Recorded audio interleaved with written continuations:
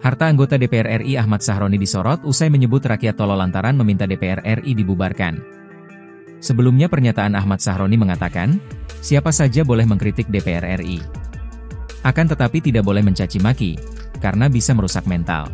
Catat nih, orang yang cuman mental bilang bubarin DPR, itulah orang tolol sedunia.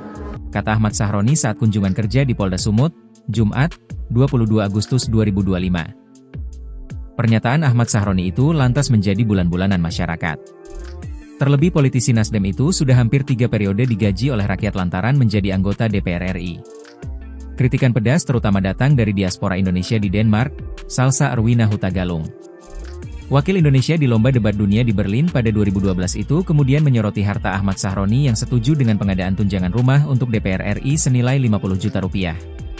Pasalnya menurut Salsa, Ahmad Sahroni dinilai tidak pantas menerima uang 50 juta rupiah dari rakyat di tengah kehidupannya yang sudah kerap flexing, pamer, barang mewah. Harta Sahroni pun menjadi sorotan lantaran dia kerap pamer kehidupan mewah di media sosial. Harta Ahmad Sahroni mencapai 328 miliar rupiah, lebih tepatnya 328 miliar 914 juta 784.272 rupiah menurut laporan harta kekayaan penyelenggara negara, LHKPN, yang dilaporkan pada Desember 2024. Mayoritas harta Ahmad Sahroni harta tanah dan bangunan senilai 139 miliar 589 juta 309.000 rupiah, disusul harta bergerak lainnya senilai 107 miliar 733 juta 500.000 rupiah. Mayoritas properti milik Ahmad Sahroni juga terletak di Jakarta Utara, Jakarta Pusat, dan Jakarta Selatan dengan nilai rata-rata mencapai 300 juta rupiah hingga 23 miliar rupiah.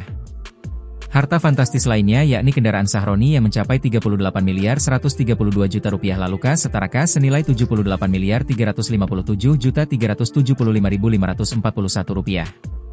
Sahroni juga memiliki surat berharga senilai 60 juta rupiah dan utang 34 miliar 957 juta 400.269 rupiah.